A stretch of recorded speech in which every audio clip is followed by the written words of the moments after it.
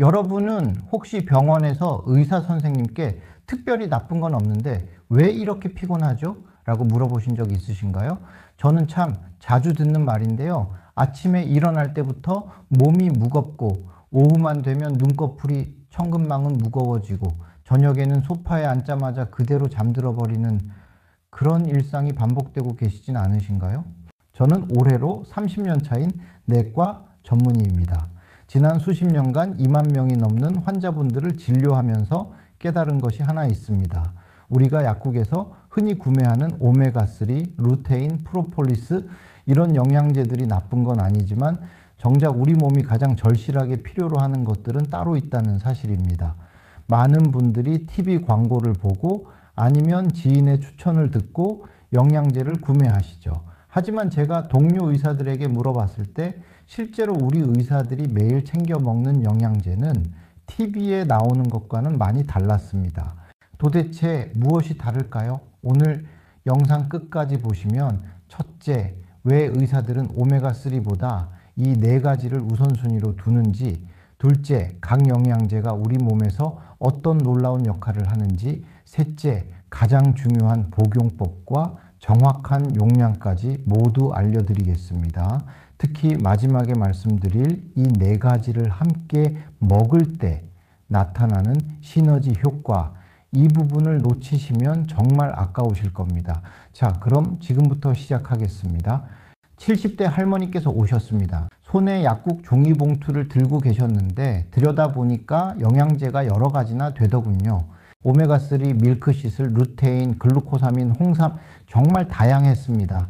선생님, 이것저것 다 먹고 있는데 왜 이렇게 피곤할까요? 또 이 질문인가 싶은 질문이었지요.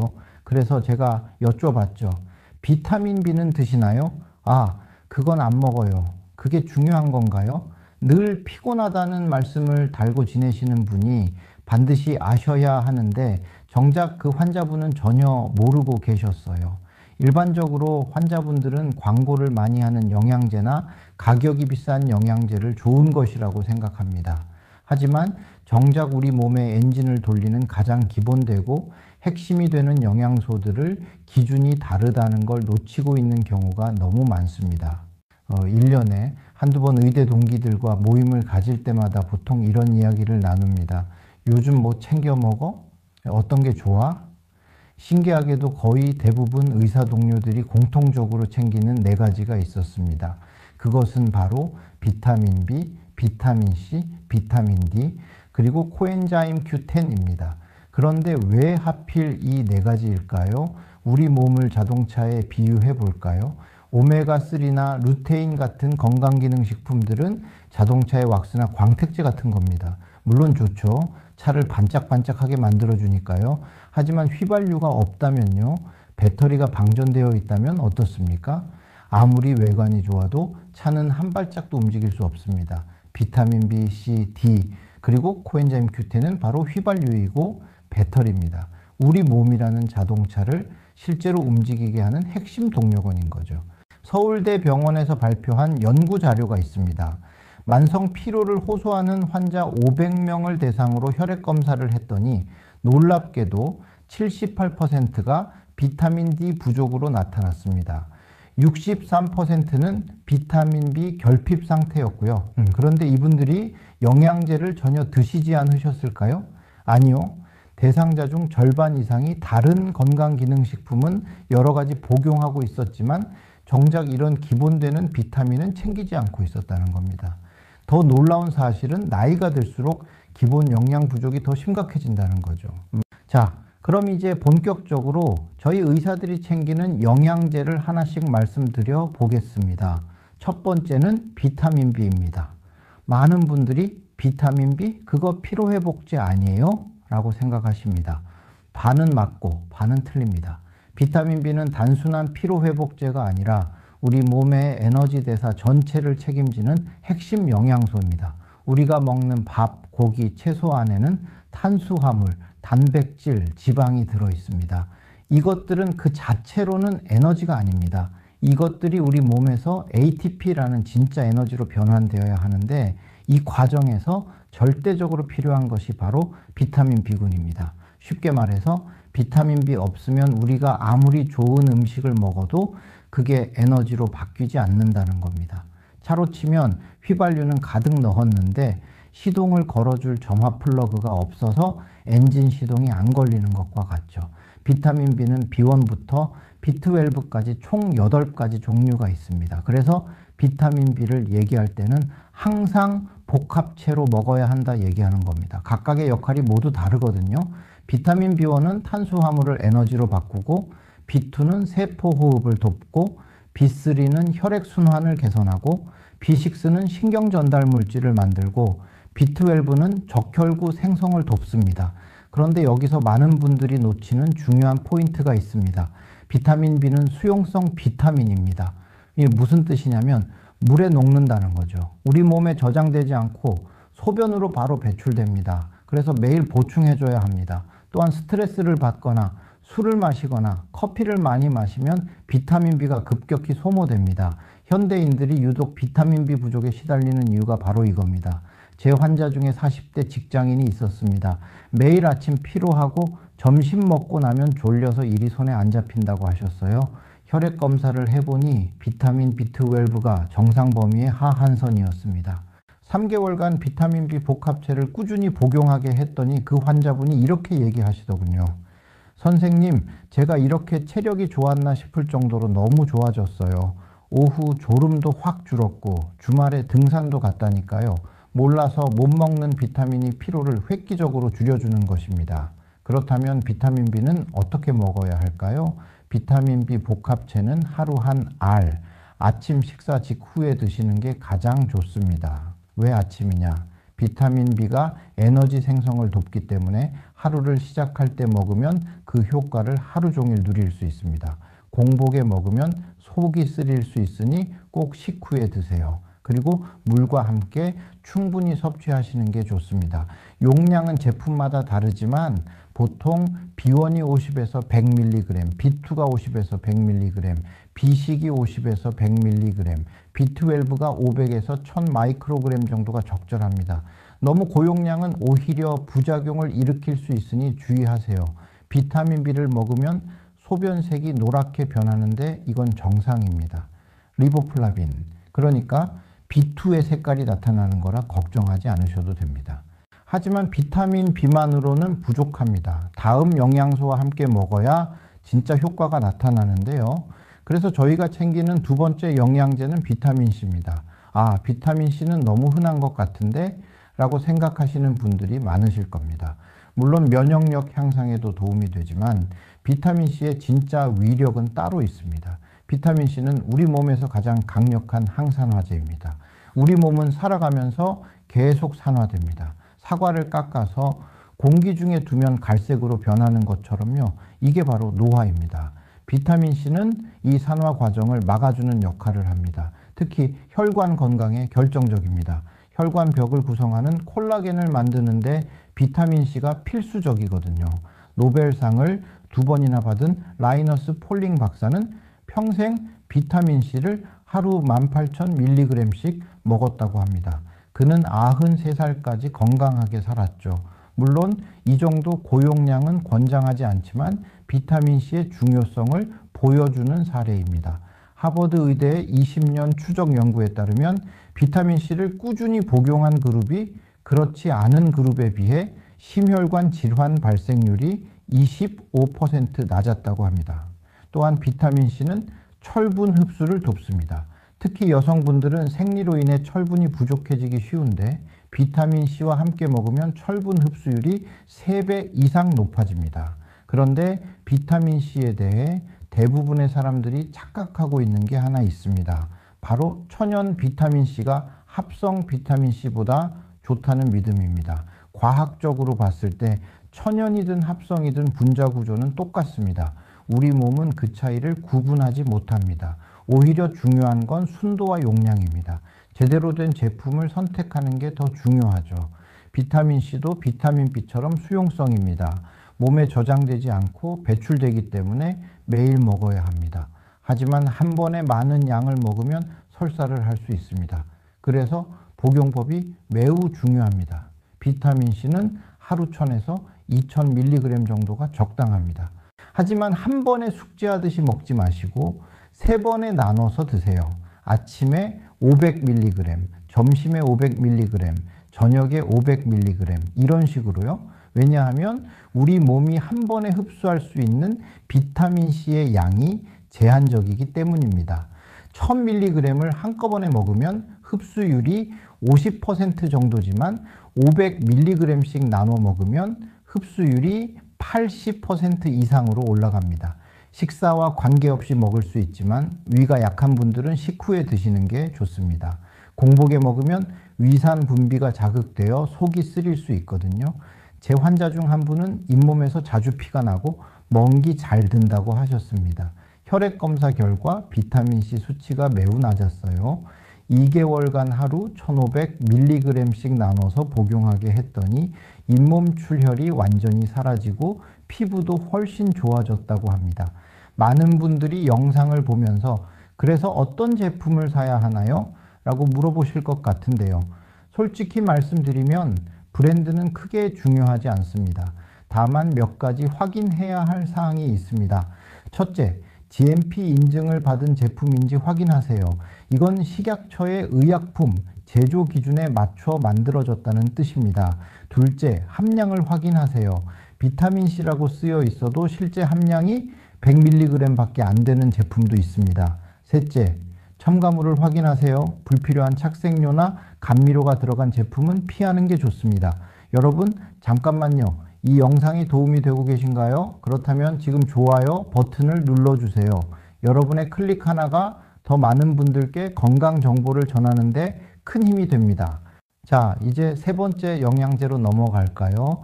이건 검사 결과를 보면 정말 많은 분들이 부족하신 영양소인데 3번째는 비타민 D입니다. 저는 이걸 햇빛 비타민이라고 부릅니다. 왜냐하면 우리 몸이 햇빛을 받으면 피부에서 자체적으로 만들어지기 때문이죠. 그럼 햇빛만 쬐면 되는 거 아닌가요? 이론적으로는 그렇습니다. 하지만 현실은 다릅니다. 현대인들은 대부분 실내에서 생활합니다. 출근할 때 차를 타고 사무실에서 일하고 퇴근할 때 다시 차를 타죠. 햇빛을 제대로 볼 시간이 없습니다. 설사 햇빛을 쬐다고 해도 문제가 있습니다. 자외선 차단제인 선크림을 바르면 비타민 D 합성이 차단되거든요. SPF 30 이상의 자외선 차단제는 비타민 D 합성을 95% 이상 막아버립니다. 게다가 나이가 들수록 피부의 비타민 D 합성 능력이 떨어집니다. 70세 어르신의 피부는 20대의 4분의 1 정도밖에 비타민 D를 만들지 못합니다. 아무리 많은 햇빛을 보더라도 4배 적은 비타민 D가 발생한다는 말입니다. 대한내분비학회의 연구 결과에서는 한국인의 93%가 비타민 D 부족 상태로 나왔습니다. 특히 여름철보다 겨울철에는 거의 모든 사람이 부족으로 파악되었습니다. 그런데 비타민 D 부족이 왜 문제일까요? 여기서 정말 중요한 이야기를 해야 합니다. 비타민 D는 단순히 뼈 건강만 돕는 게 아닙니다. 최근 연구들에서는 비타민 D는 거의 모든 장기에 영향을 미친다고 나왔습니다. 비타민 D가 인체에 미치는 첫 번째 영향은 면역력입니다. 비타민 D가 부족하면 감기에도 잘 걸리고 독감에도 취약해집니다. 코로나 때 중증 환자들을 분석했더니 공통적으로 비타민 D 수치가 매우 낮게 나왔습니다. 면역력이 크게 떨어지게 된 것이죠. 둘째, 우울증입니다. 겨울철에 우울감이 심해지는 계절성 우울증이 바로 비타민 D 부족과 관련이 깊습니다. 비타민 D는 뇌에서 세로토닌이라는 행복 호르몬을 만드는 데 필요하거든요. 부족하게 되면 우울증이 생길 수 있습니다. 셋째는 근육입니다. 비타민 D가 부족하면 근육이 약해지고 힘이 빠집니다. 60대 이상이 되면 자주 넘어지고 골절되는 이유 중 하나가 바로 비타민 D 부족입니다. 나이가 들면서는 꼭 챙겨야 합니다. 넷째, 심혈관 건강입니다. 비타민 D는 혈압 조절에도 관여합니다. 부족하면 고혈압 위험이 높아집니다. 그래서 비타민 D의 복용은 고혈압 예방에 효과적입니다. 62세 퇴직한 선생님이 계셨습니다. 몇 년 전부터 이유 없이 우울하고 온몸이 쑤시고 계단 오르기가 힘들다고 하셨어요. 여러 검사를 했지만 특별한 이상은 없었습니다. 혈액 검사를 해보니 비타민 D 수치가 10이 나왔습니다. 정상은 30 이상인데 심각하게 낮았던 거죠. 6개월간 비타민 D를 하루 4000IU씩 복용하게 했더니 선생님 어떻게 이렇게 달라질 수 있나요? 라고 하시더군요. 우울감이 사라지고 관절 통증이 줄고 활력이 생겼다고 하셨습니다. 연신 고맙다는 말씀을 하셨던 게 기억에 생생합니다. 그렇다면 비타민 D는 얼마나 먹어야 할까요? 일반적으로 하루 2000에서 4000IU가 적절합니다. 하지만 개인차가 있습니다. 비타민 D는 혈액 검사로 정확한 수치를 확인할 수 있으니 가능하면 검사를 받아보시는 걸 권합니다. 혈액 검사 후 결과를 보고 복용하는 양을 조절하시면 효과를 볼 수 있습니다. 검사를 하셨는데 만일 수치가 30 미만이라면 부족, 30에서 100이면 적정, 100 이상이면 과다입니다. 그리고 비타민 D는 지용성 비타민입니다. 물에 녹지 않고 기름에 녹는다는 뜻이죠. 그래서 기름진 음식과 함께 먹어야 흡수가 잘 됩니다. 아침 식사 후나 저녁 식사 후에 드시는 게 좋습니다. 특히 생선, 고기, 계란 같은 지방이 포함된 식사 후가 이상적입니다. 비타민 D는 B나 C와 달리 몸에 저장됩니다. 그래서 매일 먹지 않고 일주일에 한 번 고용량 5만 IU를 먹는 방법도 있습니다. 하지만 초보자분들은 매일 적정량을 드시는 게 더 안전합니다. 주의할 점은 과다 복용입니다. 비타민 D를 하루 1만 IU 이상 장기간 먹으면 고칼슘 혈증이 생길 수 있습니다. 따라서 가능하면 나눠 드시는 걸 추천드리고 한 번에 고용량을 먹을 때는 반드시 의사와 상담하시길 바랍니다. 자, 이제 마지막 네 번째 영양제입니다. 이게 바로 가장 많은 의사들이 챙겨 먹는 영양제인데요. 바로 코엔자임 Q10, 줄여서 코큐텐이라고 부릅니다. 이름이 좀 어렵죠? 하지만 이 영양소는 정말 놀랍습니다. 코큐텐은 우리 몸의 모든 세포 안에 있는 미토콘드리아에서 에너지를 만드는데 필수적인 물질입니다. 미토콘드리아는 세포의 발전소라고 불리는데 바로 여기서 ATP라는 에너지가 만들어집니다. 쉽게 말해서 코큐텐은 우리 몸의 에너지 공장을 가동시키는 핵심 부품입니다. 문제는 나이가 들수록 코큐텐이 급격히 감소한다는 겁니다. 20대에 비해 40대는 30% 감소하고 60대는 50% 이상 감소합니다. 그래서 나이 들면 쉽게 피곤하고 기력이 떨어지는 겁니다. 그런데 더 큰 문제가 있습니다. 혈압약이나 콜레스테롤 약을 드시는 분들 많으시죠? 특히 스타틴 계열의 콜레스테롤 약, 리피토나 크레스토 같은 약들은 코큐텐 생성을 막습니다. 이 약들이 콜레스테롤을 낮추는 과정에서 코큐텐도 함께 줄어드는 거죠. 실제로 스타틴을 복용하는 환자들이 근육통, 피로감을 호소하는 이유가 바로 코큐텐 부족 때문입니다. 미국 심장학회의 연구에 따르면 심부전 환자들에게 코큐텐을 하루 300mg씩 투여했더니 심장 기능이 개선되고 사망률이 감소했다고 합니다. 또한 편두통 환자들에게도 효과적입니다. 하루 150mg의 코큐텐을 3개월간 복용하면 편두통 빈도가 50% 감소한다는 연구 결과가 있습니다. 동료 의사 중 한 분은 50대부터 매일 코큐텐을 먹기 시작했습니다. 예전에는 오후만 되면 머리가 무겁고 집중력이 떨어졌는데 코엔자임 Q10을 먹고부터는 하루 종일 맑은 정신을 유지할 수 있다고 하더군요. 그렇다면 코큐텐은 어떻게 먹어야 할까요? 코큐텐도 비타민 D처럼 지용성입니다. 기름진 음식과 함께 먹어야 흡수가 잘 됩니다. 하루 100에서 200mg이 일반적인 용량입니다. 심장 질환이 있거나 스타틴을 복용 중이라면 200에서 300mg까지 늘릴 수 있습니다. 아침 식사 후나 저녁 식사 후에 드세요. 특히 저녁에 먹으면 수면의 질도 개선된다는 연구가 있습니다. 코큐텐에는 두 가지 형태가 있습니다. 유비퀴논과 유비퀴놀입니다. 유비퀴논은 일반적인 형태이고 유비퀴놀은 환원형으로 흡수가 더 잘 됩니다.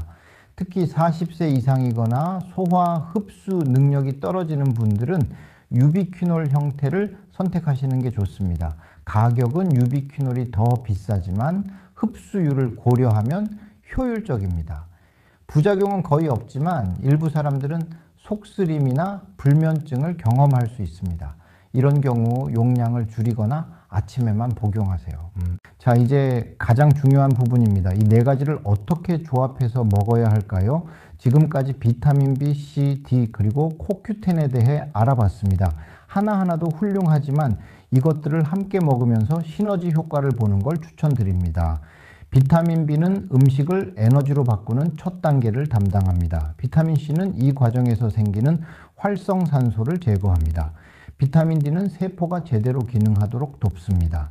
그리고 코큐텐은 최종적으로 ATP 에너지를 생성합니다. 마치 오케스트라처럼 각각이 자기 역할을 하면서 아름다운 하모니를 만드는 거죠.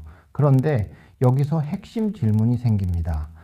어떤 순서로, 어떤 시간에 먹어야 할까요? 제가 보통 환자분들께 권하는 복용 스케줄을 여러분들에게도 알려드리겠습니다. 우선 아침 식사 후에 비타민 B 복합체 한 알, 비타민 C 500에서 1000mg, 비타민 D 1000IU, 코엔자임 Q10 100mg을 드세요. 그런 다음 점심 식사 후에는 비타민 C 500mg만 추가로 드시면 됩니다. 그리고 저녁 식사 후에는 비타민 C 500mg을 드세요. 만약 아침에 비타민 D나 코큐텐을 안 드셨다면 이때 드셔도 됩니다. 비타민 B는 아침에 한 번만 먹는 걸 추천드리는데요. 왜냐하면 저녁에 먹으면 각성 효과 때문에 잠이 안 올 수 있거든요. 꼭 아침 식사 후에 드시는 걸 추천드려요.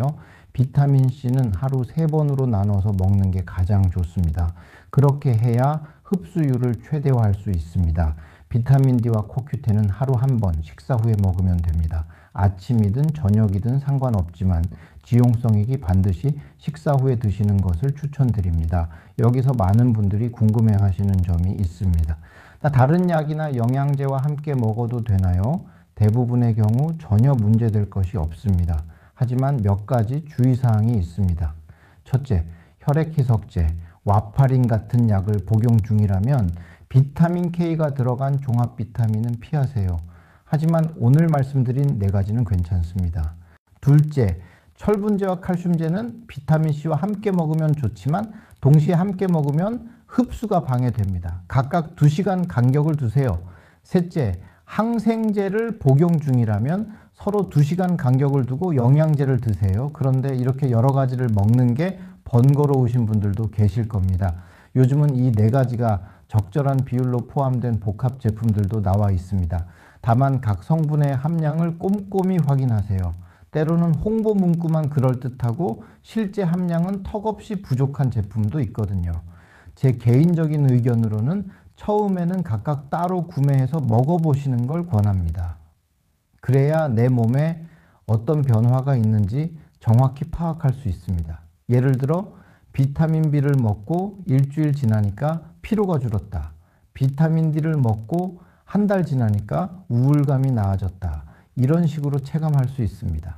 이제 실제 사례를 하나 더 말씀드리겠습니다.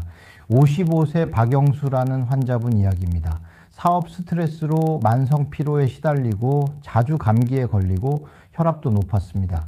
혈액 검사 결과 비타민 D는 15, 비타민 B12는 하한선, 코큐텐은 측정조차 안 될 정도로 낮았습니다. 저는 오늘 여러분께 소개해드린 4가지 영양제를 똑같이 처방했습니다. 3개월 후 다시 오셨는데 표정부터 달라 보이셨어요. 선생님, 과장을 좀 하자면 20대로 돌아간 것 같아요. 아침에 일어나기가 이렇게 가벼울 수가 없어요. 몸이 좋아지니 회사 일도 예전보다 훨씬 수월하게 처리되더라고요. 이번 주말부터는 골프도 다시 시작하기로 했습니다. 박영수 씨는 혈압도 140에서 90이었던 게 125에서 80으로 떨어졌고 체중도 3kg 감량에 성공하셨습니다. 물론 개인차는 있습니다. 하지만 대부분의 사람들이 비슷한 경험을 합니다. 자, 이제 중요한 주의사항들을 말씀드리겠습니다. 첫째, 영양제는 식사 대용이 아닙니다. 기본적으로 균형 잡힌 식사를 하시고 그걸 보완하는 차원이 영양제라는 걸 잊으시면 안 됩니다. 둘째, 개인차가 있습니다. 어떤 분은 2주 만에 효과를 느끼고 어떤 분은 3개월이 걸립니다. 최소 3개월은 꾸준히 드셔보세요. 저희는 몇십 년 가까이 늘 곁에 두고 챙기는 영양제이니 꼭 드셔보시길 추천드립니다. 셋째, 기저질환이 있으신 분들은 반드시 담당 의사와 상담하세요. 특히 신장질환, 간질환, 자가면역질환이 있으면 바로 시작하지 마시고 꼭 상의하고 드셔야 합니다. 넷째, 임신 중이거나 수유 중인 분들은 의사와 상담 후 복용하세요. 어떤 것이라도 고용량 복용 시 태아에게 해로울 수 있으니 반드시 상담 후 복용을 시작하시길 바랍니다. 보통 제 환자분들이 자주 하는 질문들을 정리해 드리겠습니다. 영양제는 평생 먹어야 하나요? 이상적으로는 음식으로 모든 영양소를 섭취하는 게 좋습니다. 하지만 현대인의 생활 패턴상 그게 쉽지 않죠. 특히 비타민 D는 한국 사람 대부분이 부족하니까 지속적으로 드시는 게 좋습니다. 한 달에 비용이 얼마나 드나요? 제품에 따라 다르지만 4가지 모두 합쳐서 한 달에 3만 원에서 5만 원 정도면 충분합니다. 하루로 치면 1,000원 정도죠. 커피 한 잔 값도 안 됩니다. 하지만 효과는 커피보다 훨씬 좋죠. 효과가 없는 것 같으면 어떻게 하나요? 먼저 3개월 이상 꾸준히 드셨는지 확인하세요. 그래도 변화가 없다면 혈액 검사를 받아보시는 걸 권합니다. 3개월 꾸준히 드셨는데 변화가 없다 하면 다른 문제가 숨어 있을 수 있거든요. 공복에 먹으면 안 되나요? 비타민 B와 C는 공복에 먹으면 속쓰림이 있을 수 있고, 비타민 D와 코엔자임 Q10은 지용성이라 기름진 식사 후에 먹어야 흡수가 잘 됩니다. 그래서 식후 복용을 권장합니다. 어린이나 청소년도 먹을 수 있나요? 성장기 어린이들은 오히려 종합 비타민이 더 적합합니다. 오늘 말씀드린 내용은 주로 성인, 특히 40, 50대 이상 중장년층을 위한 것입니다. 가장 중요한 것은 꾸준함입니다. 많은 분들이 일주일 먹고 효과가 없네 라고 포기하십니다. 하지만 우리 몸은 기계가 아닙니다. 시간이 필요합니다. 비유하자면 영양제는 급행열차가 아니라 완행열차입니다. 천천히 가지만 확실하게 목적지에 도착합니다. 그리고 한 가지 더 절대 잊지 마셔야 할 것이 있습니다. 영양제만 먹는다고 건강해지는 게 아닙니다. 규칙적인 운동, 충분한 수면, 스트레스 관리, 이 모든 게 함께 이루어져야 합니다. 영양제는 건강한 생활의 든든한 조력자이지 만병통치약이 아닙니다. 여러분, 오늘 긴 시간 함께 해주셔서 정말 감사합니다. 저는 30년간 의사로 살아오면서 수많은 환자분들을 봤습니다. 그 중에는 건강을 잃고 나서야 그 소중함을 깨닫는 분들이 너무 많았습니다. 건강은 예방이 최선입니다. 병에 걸린 후 치료하는 것보다 병에 걸리지 않도록 미리 관리하는 게 훨씬 중요합니다. 오늘 말씀드린 4가지 영양제, 비타민 B, C, D, 코엔자임 Q10. 이것들은 비싸지도 않고 구하기 어렵지도 않습니다. 하지만 꾸준히 먹으면 여러분의 삶의 질이 확실히 달라질 겁니다. 아침에 일어났을 때 개운한 느낌을 가지신 적이 언제신가요? 하루 종일 맑은 정신, 저녁까지 지속되는 활력, 이런 것들이 얼마나 소중한지 아시나요? 돈으로 살 수 없는 가치들입니다. 하지만 하루 1,000원이면 여러분도 충분히 얻을 수 있습니다. 제가 마지막으로 당부드리고 싶은 말씀이 있습니다. 오늘 이 영상을 보셨다면 오늘부터 시작하세요. 나중에 다음해가 아니라 바로 오늘입니다. 약국이나 온라인 쇼핑몰에서 이 4가지를 구매하세요. 그리고 매일 아침 식사 후에 드세요. 달력에 표시하시고 스마트폰 알람을 맞춰 놓으세요. 3개월 후 여러분은 분명히 변화를 느끼실 겁니다. 그때 댓글로 여러분의 경험을 공유해 주세요. 그게 다른 분들에게도 큰 힘이 될 겁니다. 혹시 궁금한 점이 있으시면 언제든 댓글로 물어보세요. 제가 직접 답변 드리겠습니다. 그리고 이 영상이 도움이 되셨다면 여러분의 가족, 친구들과 꼭 공유해 주세요. 특히 부모님께 보내드리세요. 건강은 혼자만 챙기는 게 아니라 함께 챙겨야 하니까요. 다음 영상에서는 실제로 이 4가지 영양제를 3개월간 복용한 분들의 전후 비교와 생생한 후기를 가지고 올게요. 구독 버튼을 꼭 눌러주시고 알림도 설정해 주세요. 건강한 몸, 건강한 마음으로 행복한 하루하루 보내시길 바랍니다. 감사합니다.